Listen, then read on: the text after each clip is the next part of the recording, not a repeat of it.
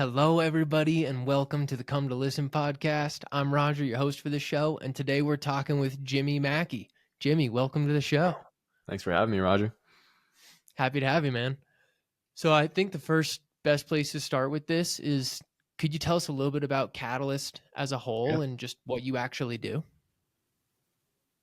Yeah, for sure. Well, what we do is we help busy men, professionals, oftentimes with families, wife, kids, who just don't really have the time to be spending 6 hours a week in the gym, 12 hours a week in the gym, whatever it is, and following some restrictive diet that they need to adhere to, like a bodybuilder, right? So our goal when it comes to health is, instead of making you conform to a plan, finding a plan that's going to fit within the constraints of your lifestyle and fit to you. And so we look at a holistic picture, everything from nutrition to fitness to, the accountability and support that you actually need to create a new lifestyle, to create new habits. And, we've worked with over 200 men at this point with quite good success, and, systems we use ourselves too. So we try to walk the talk as well as obviously help people as well. Yeah, I love that. And then before we get into how you tailor that in, like what the training and nutrition and all those pieces actually look Mhm. like, how did you get into this? Yeah. So, well, if we want to start from the start, my stepdad is a strength coach. My mom is into personal training. She's really big in nutrition. So I've really grown up in that world. I wasn't into it at all though when I was a kid. I actually like pushed away, shunned it. Was the type of kid who was eating donuts, cookies whenever I could get my hand on them because they were never in the house. Definitely was the chubby kid growing up, right? And then I actually tore my ACL when I was 14. And so all my poor eating habits really caught up to me when I wasn't exercising as much. And throughout that process, obviously I was dealing with rehabbing that. That was a whole thing. But then I got really quite self-conscious with my body image and how I looked, and my confidence really took a hit. One, because I couldn't play the sport that I identified with, which was lacrosse. So my identity was completely changed there, but also because I didn't like what I saw in the mirror. I didn't feel confident taking my shirt off at the pool or by the beach. And so that was really my first catalyst, if you will, into being like, okay, I should really look into optimizing my fitness and nutrition. And that was when I was 14. Got really into it, didn't really know what I was doing, was just going to the gym as much as I can, doing as much as I can in the gym, no plan, no structure, nothing. And, the paleo diet was really big at the time. So I got on the paleo diet. As much as I wouldn't recommend an approach like that at this point, where it's just like food group restriction, cutting everything out, it did work for me. I got in much better shape, started feeling much confident. My energy was better. My recovery was much faster because I was strength training and my nutrition was of higher quality. So then I really caught the bug. I really got into it, and I actually tore my ACL again. And then that's when I kind of distanced myself from sports because genetically just predispositioned to have a lot of injuries, got really flat feet, bowed in knees. That lateral movement wasn't so good for me. So then more the gym, nutrition, that became my identity versus sports. And then another injury, right? I crashed an ATV. When I was 18, I actually cut my foot in half. And at that point, I was really in a mental funk, depressed, dealing with a lot of anxiety and just lack of hope, I guess you could say. And through that point, I put on around like 40 pounds. And then when I finally got out of that mental funk, I really wanted to get that weight off, start feeling better about myself again. And I just didn't really have the first principles understanding of nutrition and training.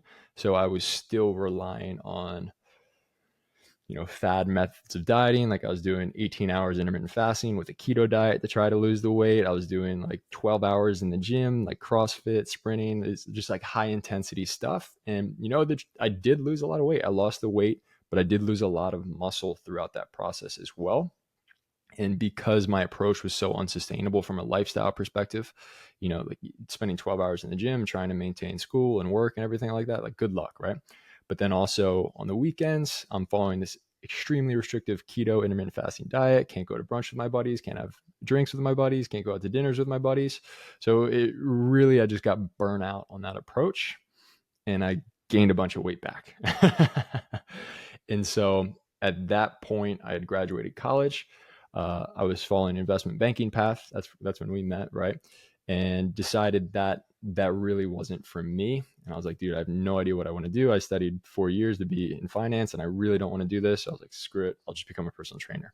Studied my ass off, got my personal training certification, came down here to Austin, Texas, worked at a gym called Equinox, and I was really exposed to a higher caliber of intelligence there. A lot of the trainers, not so much, but there's very few select group of trainers that I really respected, really intelligent people, one of which actually works with me right now at Catalyst. And he just introduced me to a lot of mentors who, I paid thousands of dollars to learn from, some of which Dr. Mike T. Nelson, Dr. Ben House, Dr. Pat Davidson.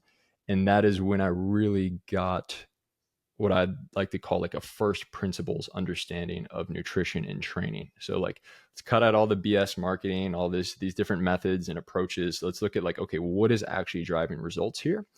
And so then I finally felt like, this is clicking for me. Got an approach to training where I spend like 3-4 hours a week in the gym now. My diet's completely flexible. Go out with friends, drink some alcohol, whatever that is, right?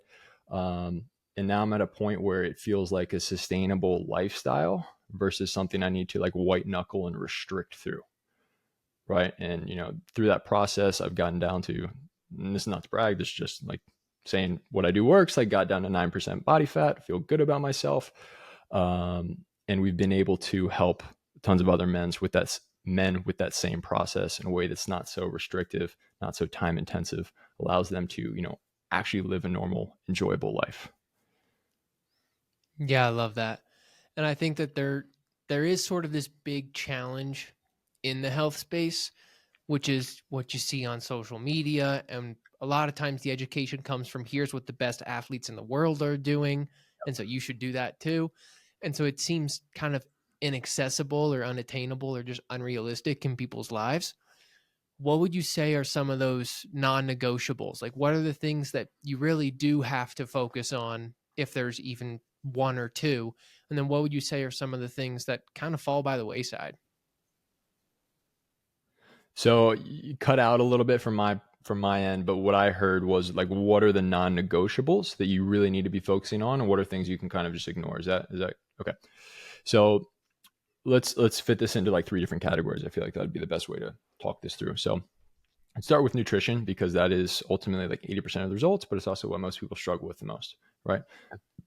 And from a first principles perspective, if your goal is body composition oriented, there's a pyramid that I love from Dr. Eric Helms, and he's PhD in, I think he literally has a PhD in like bodybuilding or something like that.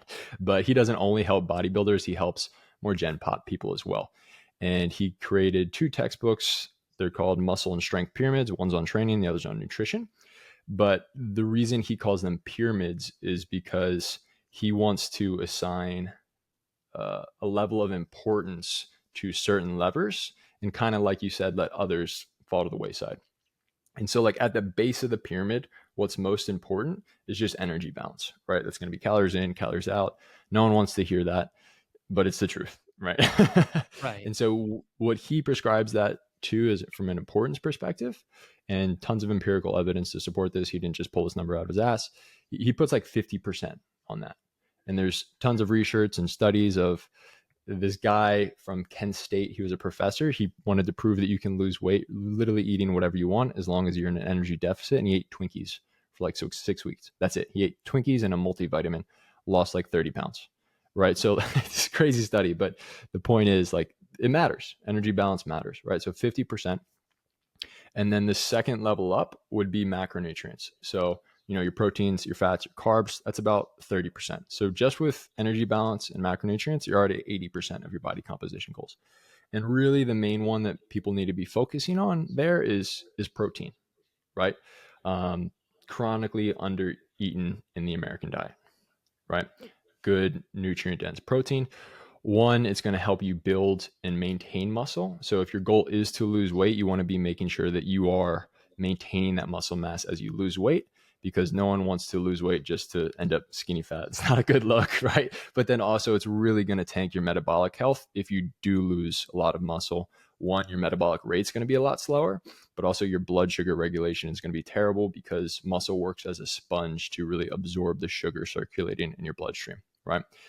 And then the other two, proteins and or carbs and fats, I like to look at those on a spectrum, right? So carbs really work as like your high octane fuel. That's going to be what's going to fuel you if you're going to be weightlifting, doing sprints, doing anything at a higher intensity, right? So we'll get into nutrient timing in a second, but those, you can look at those like as a volume knob for your energy balance as well. Does that make sense? Or do you want me to explain that a little bit more? No, I think that makes perfect sense. Like Okay. the proteins are the building blocks, and then you start to get the actual sources of energy. Exactly, right? And then so fats are super important for hormonal health, right? And if you're eating less than 0.3 grams per pound of body weight in terms of fats, you're really going to see important hormones start to dip off, such as testosterone, right? So you want to be making sure you're eating a sufficient level of fats and also good quality fats, like high quality saturated fats from eggs, things of that sort, right? But also like unsaturated fats from olive oils, avocados, things of that sort, right? So that's calories and macros. Is that making sense? Anything I need to clarify there? I mean, we can go one click deeper on the macros, and maybe you could explain um, dirty versus clean in each of those buckets, like what types of foods you prioritize there. Yeah, so that would jump into actually the next pillar, right? So it would be Mm, like micronutrition and hmm food type, right? So like there's these tribes of like if it fits your macros, they're doing like they're getting their fats and carbs from like Starbucks frappuccinos and their proteins from uh like whey protein drinks, right? And it's like you I guess like theoretically you could do that, but you're just not going to feel so great, right? So from a body composition, if your only goal is to lose weight, sure, you could do that, right? But if when you want to get into like how you actually feel, you want to be making sure you're eating high quality proteins, high quality fats, high quality carbs, right? And so the way that we kind of look at these is like for most people, you want to eat like leaner sources of animal based protein. Well, if you're eating like the fatty kinds, it's just going to be so calorically dense. It's going to be hard to eat anything else. And the leaner typically, at least from personal perspective, give me a better, clear energy, right?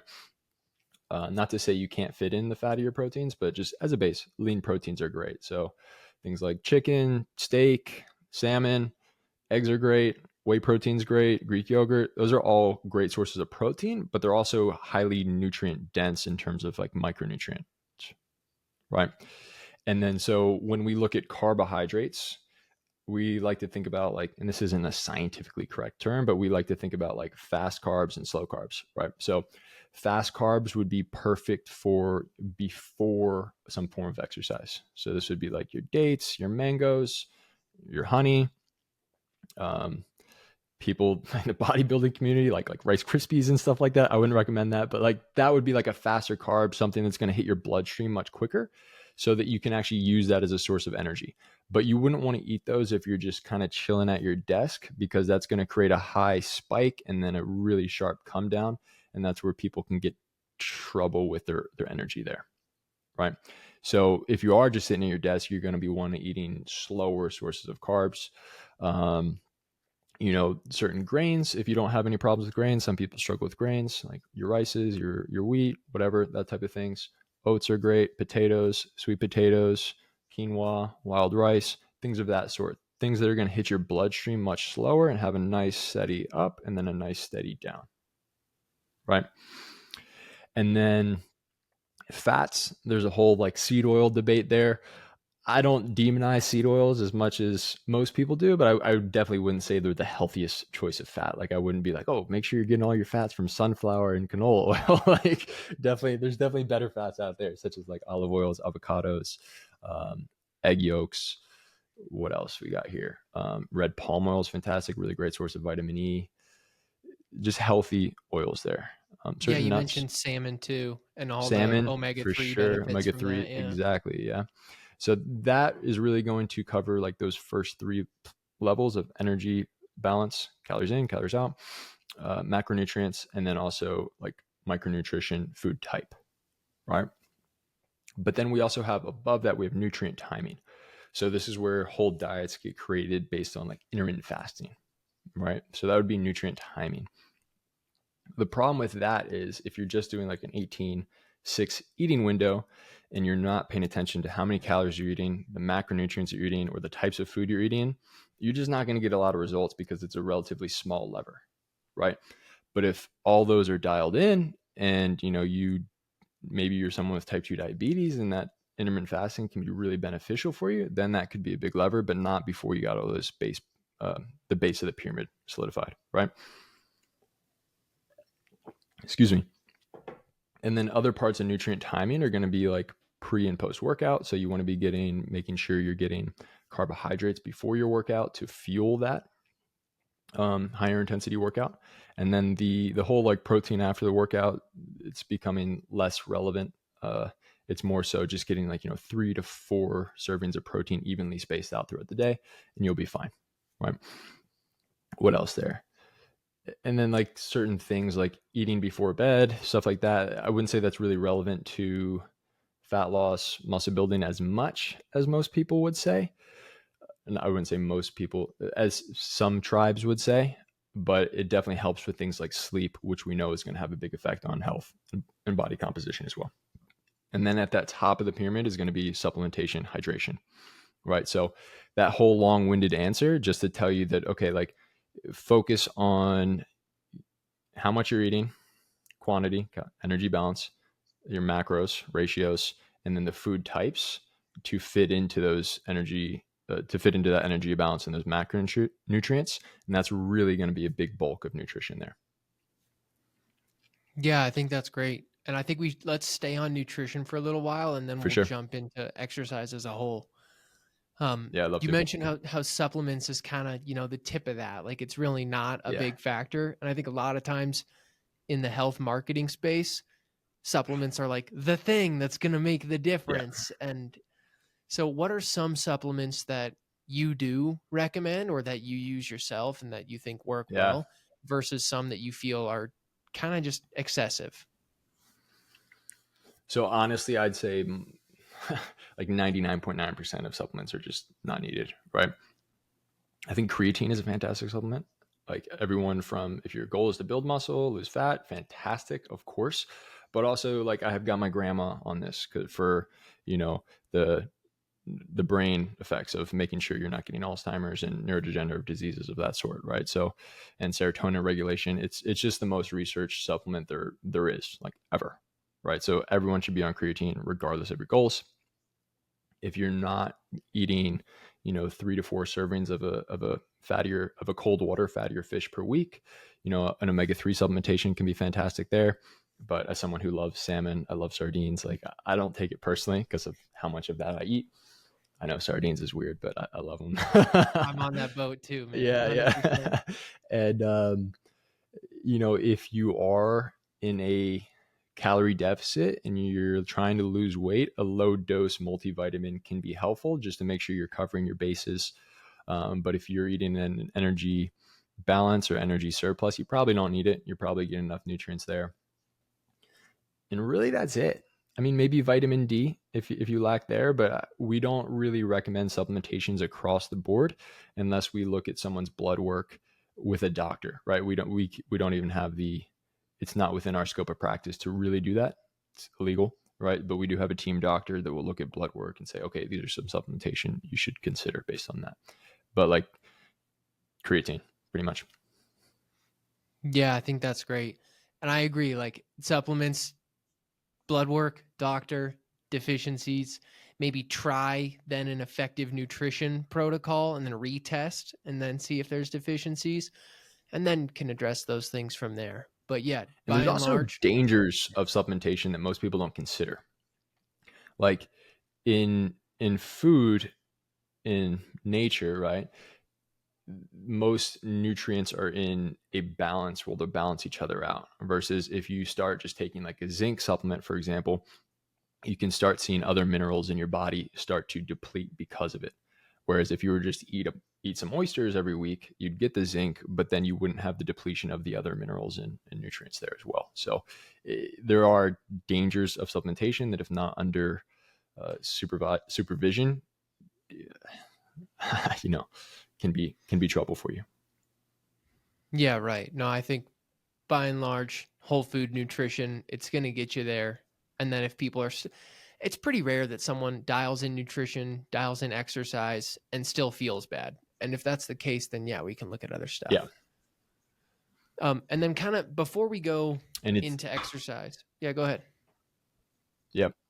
No, I was gonna Well, say, and if that does happen, it's usually because of years or decades of you not doing the right things. and that's kind of what I wanted to go into next is why do you think so many people live unhealthy lifestyles? Because it's Environment, obscenely common. environment, and convenience, right? Like if you look around food marketing, every the environment is not set up for you to be healthy. It's just not, right? And I'm no conspiracy theorist. I'm not going to sit here and be like they're trying to keep you sick and uneducated and illness is like maybe, I don't know. I just don't like to go down that path. But um, the fact of the matter is, environmentally, we have extremely processed, hyper palatable, hypercaloric foods at our disposal. Our portion sizes are massive, and we work desk jobs. Everyone's working desk jobs, and we have clients that come in, they're walking like 1,000 steps a day. So it's just the environment is not set up for you to be healthy. And unless you're highly intentional with your lifestyle, you're not going to just get there on accident. Right. And And then the thing is that, like, most people don't take that time to be intentional.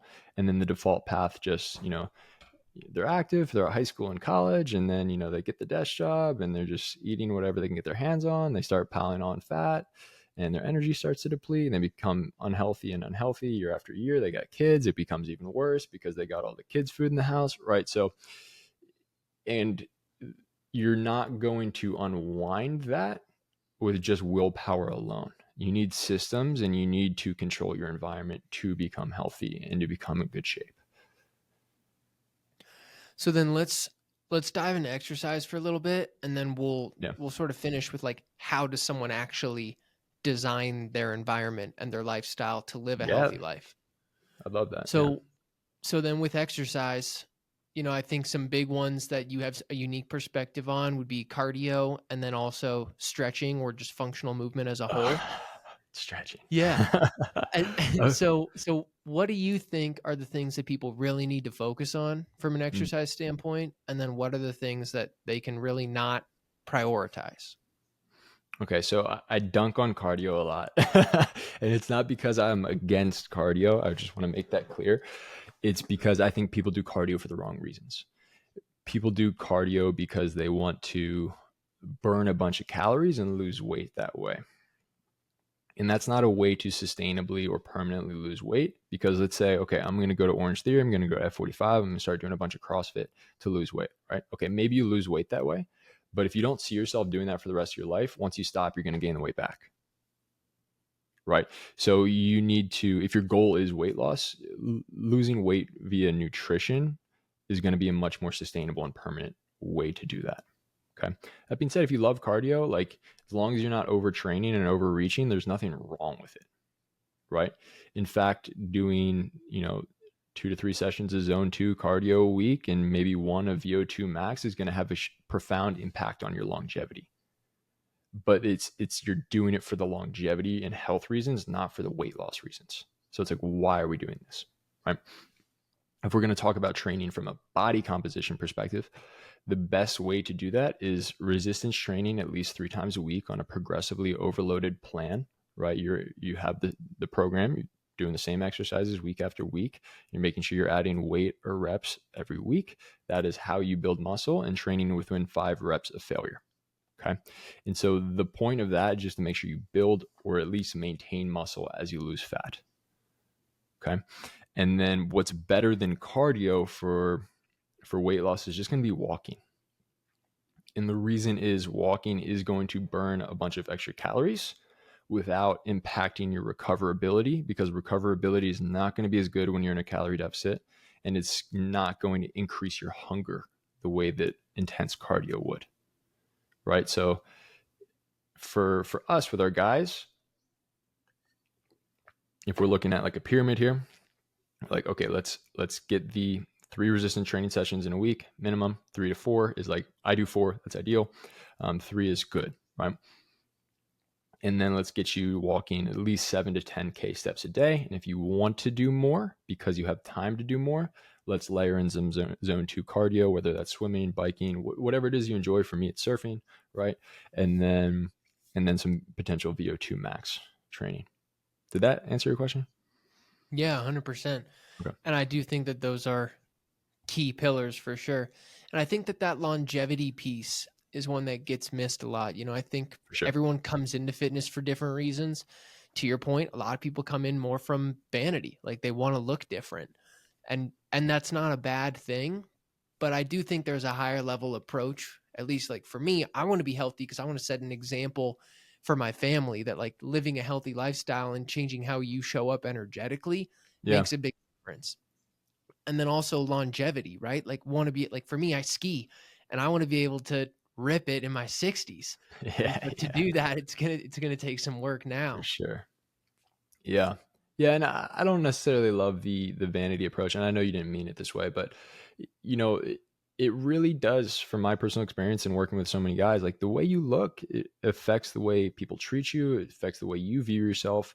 And so I wouldn't necessarily call it like a vanity thing, but Hmm. like you said, it's an energy thing.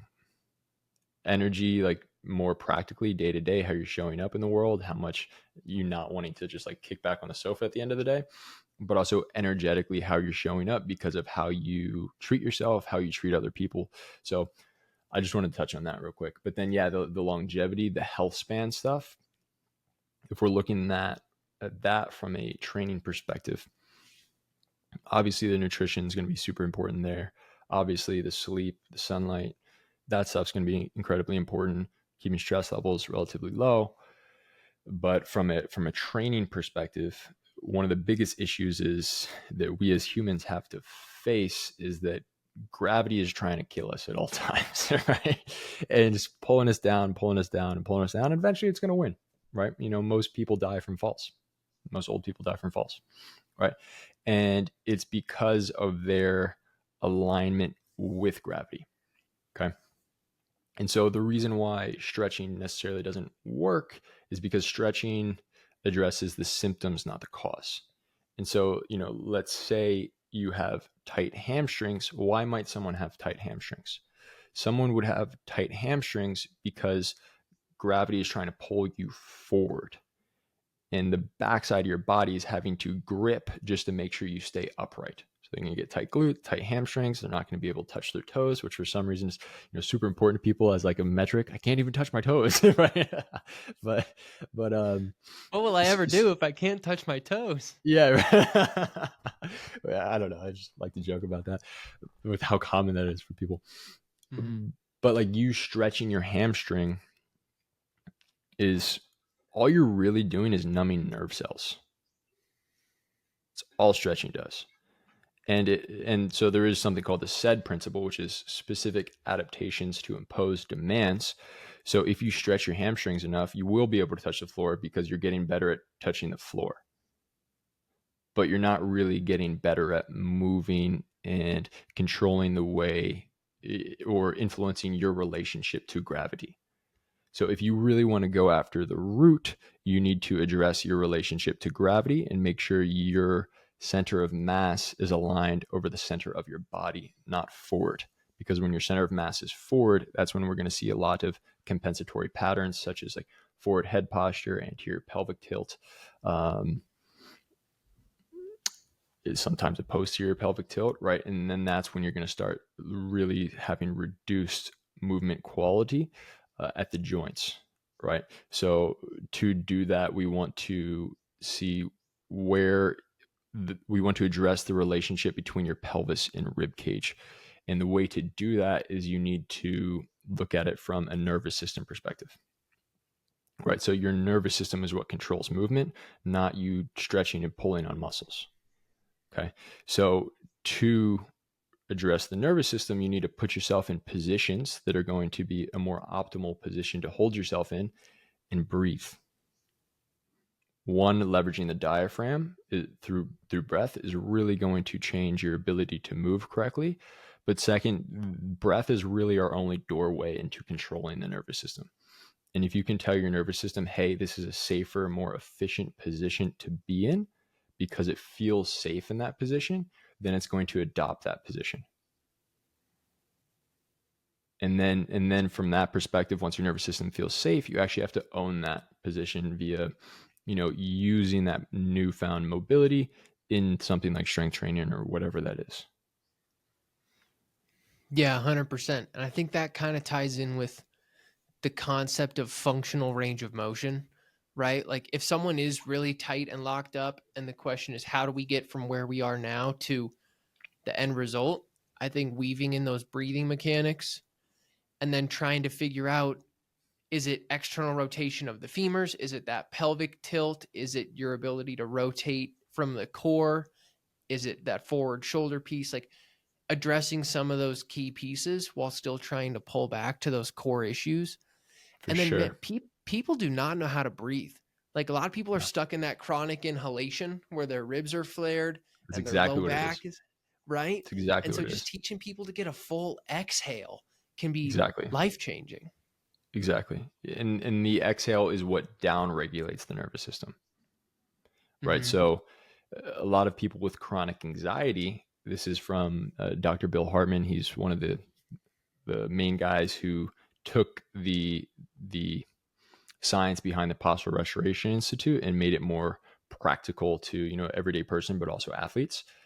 He's one of the guys who made the strong link between a state of hyperinflation, which essentially means you're just not getting full exhales and you're always in an inhaled state, which is one going to compress your body because you need to have movement variability to be able to move well. You can't be holding a bunch of air inside your rib cage, right?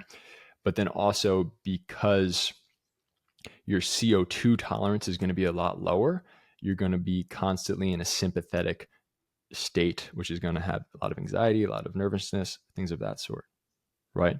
And like you said, most people just can't fully exhale. Mm-hmm. Yeah. And then I think there's still a challenge there, which is they improve. Maybe this happens over time, but I know your business partner is like an expert in these type of functional movement things, right? And when someone is in your program and they're running into these movement challenges, they can like reach out and kind of troubleshoot these things. Yeah, so like that's this stuff is very nuanced, and if someone's not coming to us for it, we don't try to push it on them. So like in our onboarding process, where it's like, do you have pain? Do you mind if we do a movement assessment with you? Would you be open to looking at improving this? I know your main goal is probably to lose weight, but like, would you be open to looking into this as well? Some people say no, I don't really care. Cool, we're not going to make you have new goals, right? But if they do care, yeah, it's like, okay, we need to do a movement assessment, place them into a, without stereotyping anybody, right? But like place them into a category of compensatory movement. And then from there, use strategic exercising and breathing patterns to unwind those compensations to get them into better movement patterns. And it's a process, man. It's not something that happens overnight. I mean, if you're 50 years old and you've been moving and breathing this way for 50 years, like you're not going to do one breathing exercise and be fine the next day, right? Like this, it takes time, like you said. Yeah. And then I think, you mentioned the sedentary lifestyle and just how much time we spend sitting. So maybe we could let's dive a couple clicks deeper on like the sitting Yeah. imbalance specifically and how someone can work with that. In what sense? Like if Well, you do sit a lot, how to address that or what? yes, exactly. Like if someone spends 8 to 10 hours a day sitting and they're trying to exercise, but they've got that Yeah. low back arch and they've got that forward hip tilt and they've got that pain, which makes them feel like they can't squat or lunge or hinge or any of those things. How do you get someone to start moving better? Yeah, I mean, so some of my most viral pieces of content are actually around this, right? And so the way those pieces of content are framed are like, here's 5 exercises to fix this. But I mean, like, and those exercises will help. But the truth is, like, if you are sitting all day, it's going to have different effects on different people. So, like, sitting all day, being immobile, breathing in a way that's going to be shallower because you're probably going to be hunched over, it's just going to drive you deeper into your compensatory movement patterns. So there's not like a, just Hmm. stretch your chest and like stretch your hip flexors and you're cool. It's more of like, okay, what are your individual compensatory patterns? We need to unwind those and honestly like get you sitting less, Hmm. And that's, right? so Like then let's go there. So now get a how does stand up desk someone, if you can, get an under desk treadmill, yeah, how does someone take design their breaks from life work. to live healthier, right? Yeah. What are some of these levers that you see people really see ease of implementation with? In terms of biomechanics and movement or Let's go higher from exercise and nutrition. Like, what are some of the big levers that you see people implement in their lives that were not that challenging to implement, but have a big yield output on the other side? yeah. Okay, so like people aren't going to like this answer, but it's the truth, right? So and it's my belief that not only in health and fitness, but in every aspect of your life, whether that's business or your relationships, it's awareness itself is curative, right? So if you run a bit, let's just look at personal finance as an example, right? If you have no idea how much you're spending a month and you have no idea how much you're making a month, how are you going to set financial goals and get anywhere? You're not, right? So, I mean, it's the same thing with nutrition here. It's like, I don't think you need to track food for the rest of your life. I don't think that's a healthy habit. But when you are trying to create new habits, it's tracking what you're eating. And we use an app called Chronometer. It's going to give you like in-depth breakdown of your calories, your macronutrients, your micronutrients, which is great, but it's more so the fact of you just having to log what you just ate and actually look at the reality of what you're eating on a daily basis. Because I talk to most people on discovery calls and onboarding calls, and most of the time they're like, "Yeah, I eat healthy foods. Like, I don't know what's going on." And then they start tracking their food and they're like, "Holy shit, dude." Yeah. Right? So getting that awareness first and foremost is going to be the most important thing across the board. And you can apply that to all aspects of your health, like tracking your sleep. Some people are like, "Oh, I get like 8 hours a night." They start tracking their sleep, it's like 6.5, right? I train really hard, start tracking their workouts. It's all disorganized all over the place. They're not really doing anything productive. I'm pretty active throughout the day. They start tracking their steps. It's like 2,500 a day. It's like, and this is not to like bash on anyone or make fun of anyone, but like in, we have a bias in human psychology to, think we're doing a little bit better than we actually are most of the time, right? Some people it's the opposite, right? They could be doing better, but they think they're doing worse. But most of the time, we overestimate how well we're doing in certain aspects of our life. And when it comes to nutrition, fully, right? So just getting that awareness first and foremost is the most important thing to even make changes. Because if you don't have a starting point, like if I'm trying to drive to Austin, Texas, where I live, it's going to be a way different journey if I'm starting in San Francisco versus like Philadelphia, where I'm from. So you need to know where you're at before you can make any changes. And then once you know where you're at, once you know what's going on, then the biggest changes are going to be, I'm just going to say this because most people are overweight. Getting a calorie deficit is going to change every single one of your health markers. It's not only going to make you lose fat, but every single one of your health markers is going to improve. To higher testosterone, lower cortisol, lower inflammation, like everything is going to improve if you lose weight, right? So that's a huge one. Increasing your protein. One, most people are just under eating protein, so their body composition is going to reflect that.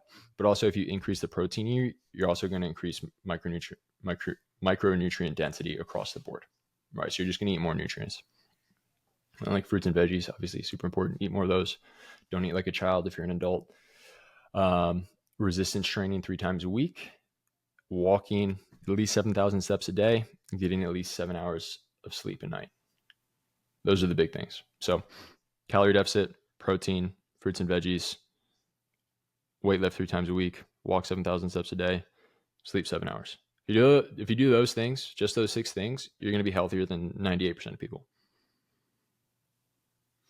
And then what do you think happens with people where they learn these types of things and they're like, okay, yeah, I'm going to do this. This sounds like it's really going to be a transformative approach for my life. And then it falls off of their list. Like, is it that they don't care enough about it? Or is it that they're not being strategic enough with their calendar? Like, what are those main challenges? Oof. It's a good question, right? So, I mean, the main reason people do anything is current pain or avoidance of future pain. And so a lot of times people don't get real enough about how it's actually affecting them. Like, how is this actually affecting you right now? Right? People will be surface level, they'll be like, oh yeah, just my energy's a little bit bad. But they don't get real about how it's actually affecting them. So being willing to have that uncomfortable conversation with yourself of like, okay, this is actually how this is affecting me, my confidence, my energy, my relationships, my family. Maybe I'm not the role model or leader I really wanted to be because of, my confidence and energy, whatever it is, right? And then also like where this could head if you don't do anything about it. Right. And so having that real conversation with yourself is going to set you up in a really good spot to actually make the changes you need to make. But then from there, that can only get you so far, because you're going to, maybe you lose that 10 pounds and you're in less pain than you were beforehand and you get comfortable and you don't really care anymore. And then you just put yourself back in the same position.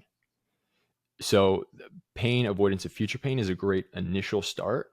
But after that initial momentum, initial start, it needs to become an identity thing.